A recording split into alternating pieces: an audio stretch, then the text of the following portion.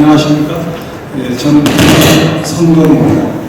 제 전공 분야는 사회학 중에서 종교이기 때문에 종교사회학이고요. 오늘 파리 테러 사건을 계기로 본 글로벌 사회의 종교 갈등, 여러분들에게 드린 자료집을 가지고서 제가 읽어가면서 20분 내에 발표를 마치도록 하겠습니다.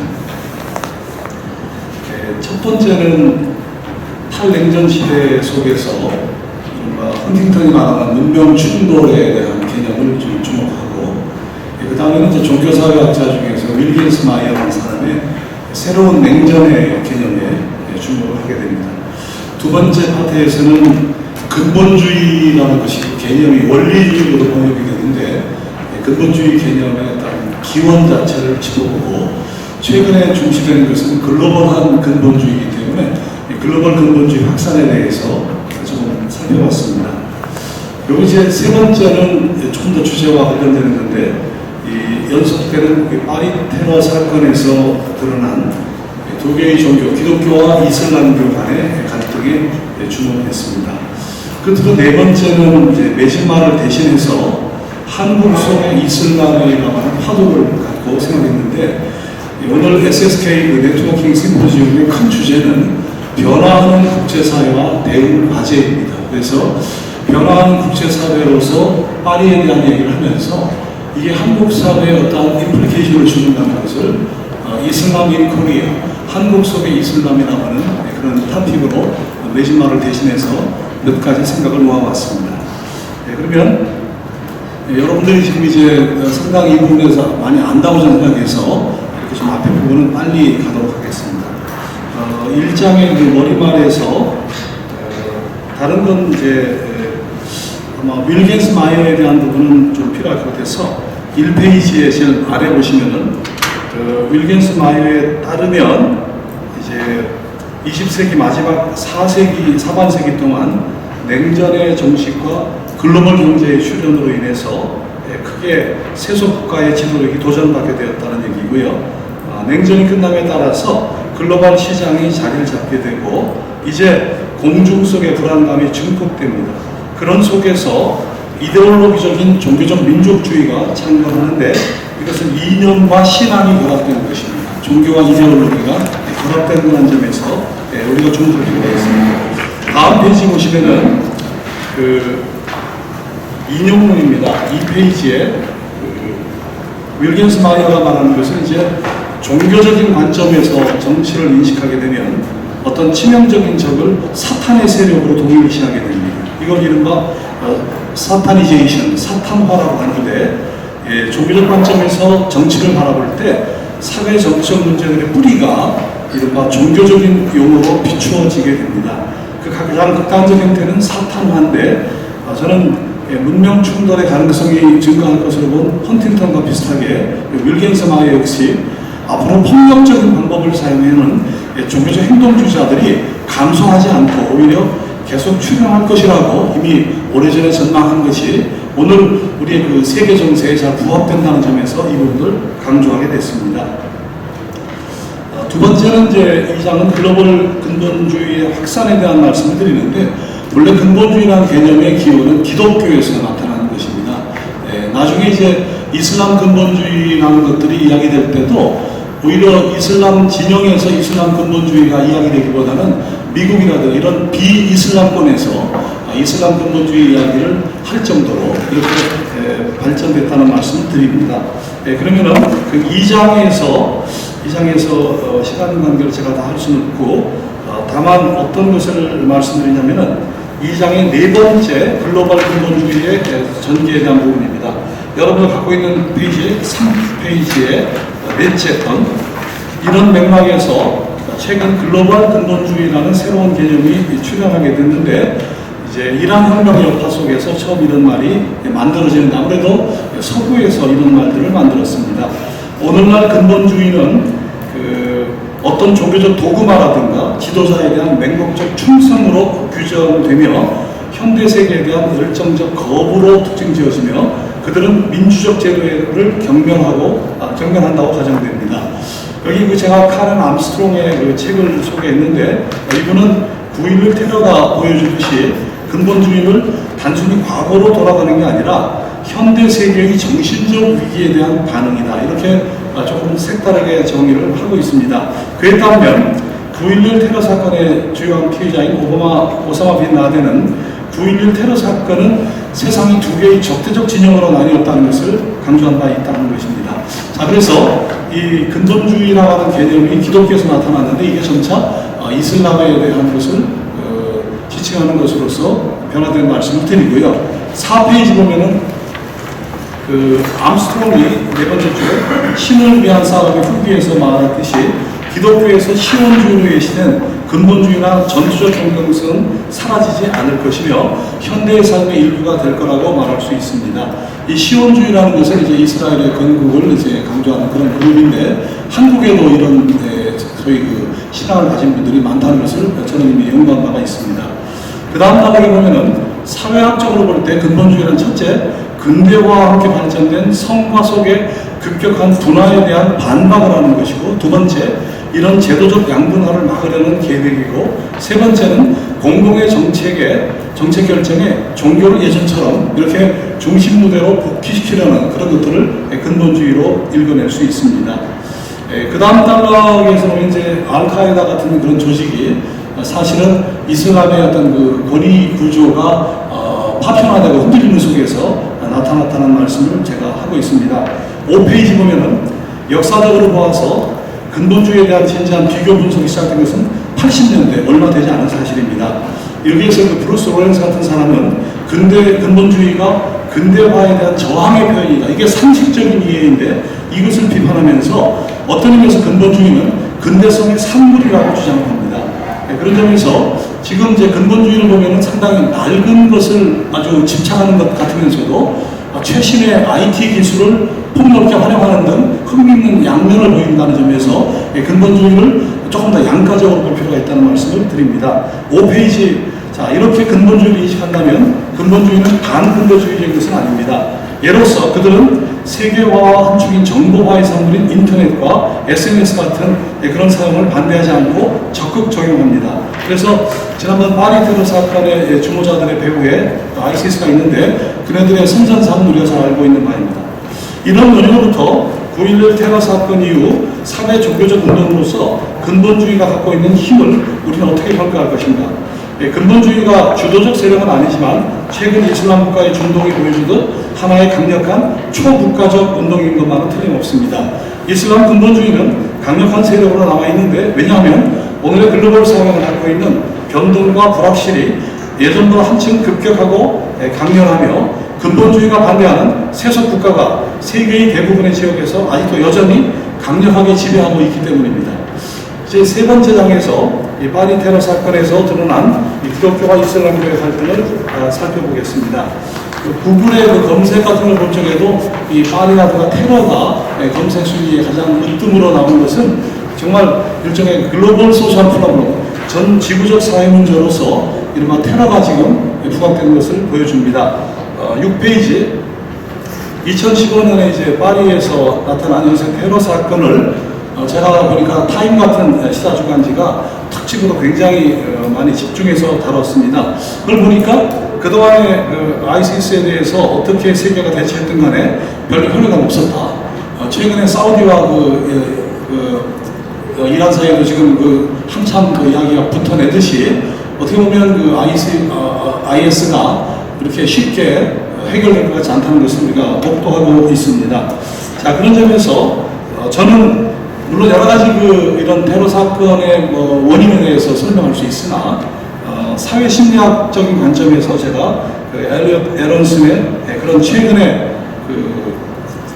탑견을 이 글에 조금 언급을 했는데 이게 토마스 프리드만 유명한 세계화의 전문가죠. 그분이 이른바 인지적 부조화라고 하는 사회심리학의 키 개념을 가지고서 이들을 설명하는 부분을 제가 인용을 했습니다. 시간상 거기는 건너가겠습니다. 7페이지. 7페이지면 샤를리 에브도 사건에 대한 말씀도 제가 하고 있고요.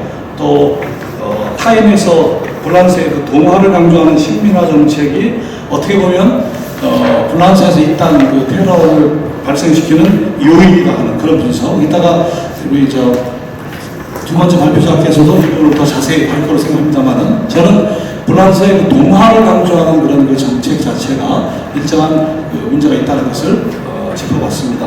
그 다음에 이제 8페이지 보시면은 8페이지 보시면은 제가 그 8페이지 두 번째 단어 보시면은 상당히 그 세속적인 사회학자로 알려진 윌리엄 하버마스 같은 분마저도 최근에 이른바 근대화가 될수록 종교는 소멸할 거라는 세속화 이론의 명제가 이제는 별로 효과적이지 못하다 이렇게 이제 평가하면서 스스로가 유럽과 같은 풍요로운 사회를 이른바 후기 세속 사회, 포스트 세큘러 소사이티라는 그런 새로운 개념 아래 그런 유럽이 앓고 있는 가장 중요한 심각한 문제는 유럽 속의 이슬람이다 이렇게 얘기를 하면서 어떻게 이 문제를 극복할 것인가에 대한 나름대로 철학을 제시한 논문을 제가 주목하게 됐습니다. 그 다음에 제가 이제 얘기한 것은 그 이른바 아브라함의 종교, 유대교, 기독교, 이슬람교에서 선민이라고 하는 개념, 사상이 각기 어떤 의미를 갖고 있고 이것이 오늘의 세계의 일단 국제 정세를 이해할 때 어떤 함의가 있는다는 것을 짚어봤는데 최근에 그 루벤 파이어스톤 같은 유대인 랍비가 쓴 누가 진짜 선민인가 유대교와 기독교와 이슬람교에서 선민의 의미 이 책을 조금 집중적으로 조명해봤습니다. 여기 보면은 오늘날 아브라함의 종교인 유대교, 기독교, 이슬람교 세 종교는 모두 그들의 추종자들에게 일정 정도로 선민 인역을 설파합니다. 그러나 문제는 정의상으로 이 세 종교 모두가 동시에 선민이 될 수는 없다는 데 있습니다. 유대인들은 자신들이 선민인 것은 신이 아브라함과 맺은 성약으로 정의된 토라를 통해 그대로까지 거슬러 갈 수 있다고 주장합니다. 크리스천들은 유대인들은 메시아를 인정하는 데 실패함으로써 성약을 깨뜨렸다고 주장합니다. 그래서 유대교 다음에 출현한 예수의 추종자들로 이루어진 공동체는 자신들이 새로운 선민, 즉 진짜 이스라엘이라고 믿습니다. 한편 코란은 좀 덜 메타적입니다. 비록 코란은 무슬림들이 최고의 공동체라고 주장하지만 누구든 믿기만 하면 영원한 보상을 받는다고 설명을 합니다. 아무튼 이 세 개의 아브라함의 종교가 어떤 선민의식을 가지고 있다는 것은 물론 신학자들의 연구 과제이지만 이것은 상당히 중요한 함의를 갖다고 생각합니다. 구쪽에 선민이라고 하는 종교 현상을 파헤친 책에서 파이어스톤이 나름대로 결론을 맺었지만 이런 결론 역시 우리 사회과학자들이 볼 때는 그렇게 별로 가슴에 닿지 않는 그런 결론입니다. 그 다음에 이제 후기 세속 사회를 강조하는 하버마스가 어떻게 할 거냐 하면서 우리가 사회들의 사회적 관계를 정중하게 남아 있을 수 하기 위해서는 서로 무엇을 기대해야 되는가 이런 얘기를 했는데 이런 그 이야기 속에서 바람직한 유럽과 이슬람 관계가 만들어지기 위해서는 종교 간의 존중과 대화를 주장한 파이어스톤의 입장과는 좀 다르게 세속적 멘탈리티와 종교적 멘탈리티가 서로 보완적인 학습을 할 필요가 있다. 그런 얘기를 했습니다. 제가 볼 때는 둘 다 별로 실현 가능하지 못하다. 이렇게 제가 평가를 하고 싶습니다. 그 다음에 10페이지. 영국의 스티븐 브루스라는 종교사회학자가 근본주의라는 게 모든 종교에 있는데 최근에 이슬람의 여러 가지 사건을 볼 적에 이슬람의 근본주의는 좀 더 독특한 것 아닌가 하는 얘기를 하는데 이게 조심스러운 얘기입니다. 특정 종교를 혹시 비난하는 것처럼 들릴 수 있습니다만은 그러나 좀 더 종교를 객관적으로 보고자 하는 이런 그 스티븐 브루스는 저명한 영국의 사회학자인데 이분이 펀다멘탈리즘을 얘기할 때 이슬람의 펀다멘탈리즘은 좀 다르게 취급할 필요가 있다. 특히 9.11 테러 사건 이후에 이런 얘기를 저는 조금은 주목해 봤습니다. 그러면은 이쪽은 이제 시간이 없어서 그냥 가고요. 한국 속의 이슬람 매진말을 빨리 읽도록 하겠습니다. 14쪽입니다. 두 번째 단락에 이슬람의 이런 그 사건이 불란서에서 나타나면서 국내에서는 인도네시아 출신 한 불법 체류자가 이제 결국 체포되는 그런 일도 있었습니다. 현재 2015년을 기준으로 이제 한국의 상당수의 이슬람의 종교를 가진 그런 사람들이 들어와 있고 또 외국인들이 많이 들어와 있는데 아직 관계의 법령이 없어서 그들의 신원을 잘 파악하지 못한다는 얘기를 하고 제가 스쿠프법이 국회에서 이제 회기가 지나면서 사장된 얘기도 언급을 했습니다. 그 다음에 이제 다음 페이지 보면은 12쪽에 한양대 문화인학과 이희수 교수 등의 중동 전문가들은 최근에 파리 테러 사건 등 IS의 준동으로 인해 국내 무슬림의 입지가 위축된다고 보면서 막연한 이슬람 포비아는 주류 건강한 무슬림 공동체가 와해될 수 있는 등 한국 사회 다양성을 해칠 수 있다고 입을 모으고 있습니다. 그런데 이런 입장에 대해서 제가 볼 때는 이 장정일 같은 작가는 아마도 이제 그 피라 사건과 관련해서 특히 관심이 있었을 것 같은데, 이분이 흥미있는 이야기를 한 블로그에 올린 걸 제가 언급했습니다. 이슬람 국가가 남미의 해방 신화에 이랬던 것처럼 경제적 약자를 돌보는 종교 고유의 가치를 급진화하고 있다는 어떤 증거도 없다. 이슬람교와 이슬람주의가 얼마든지 친화적일 수 있다는 암울한 탄성을 확인한다. 이런 예시는 이슬람주의를 계급 갈등이나 제국주의로 환원하는 것 이상의 이슬람교에 대한 내재적 분석을 요청한다. 조금 이제 진보적인 우리 사회과학자들은 이슬람의 그런 여러 가지 행보에 대해서 계급 갈등이나 제국주의라는 개념으로 많이 설명을 하고 있습니다. 그러나 이분은 좀 다르게 이슬람에 대한 내재적 분석을 요청한다고 하는데, 저도 이런 부분에 좀 설명이, 이런 입장이 조금 더 중요시될 필요가 있다고 생각합니다. 이제 이 글의 앞부분에서 이슬람 근본주의가 여타 종교의 근본주의들보다 뚜렷이 급진적으로 판단한 브루스의 견해와 이런 작가 장정인의 근거를 수용해서 이슬람교에 대한 내재적 분석을 조금 시도하는 게 필요하다. 이만석 선교사는 최근 이슬람에 대한 경계는 근거 없는 것인가? 라는 신문을 통해 평화의 종교를 자칭하는 이슬람교에 대해 한국 정부와 개신교계가 경계할 필요성을 제기했다. 급진적인 이슬람 근본주의자가 이슬람교 신도 중 약 15-20%라고 추정하는 그는 이슬람에 대한 공포적인 이슬람 포비아 현상이 근거 없는 염려 때문이 아니라 다양한 자료와 역사 실제 경험에 근거한 필연적 현상이라는 것을 강조한 다음에 최근 정부가 익산에서 개발 중인 국가식품 클로스 등 이슬람의 할랄 산업 육성 정책 등은 한국 사회에서 무슬림의 개토와 우려 등 많은 문제점을 갖고 있다고 주장했다. 흥미롭게도 최근에 익산에서 지진이 나타났는데 여기에 대해서 개신교계 일부에서는 경고라는 메시지를 보내왔습니다.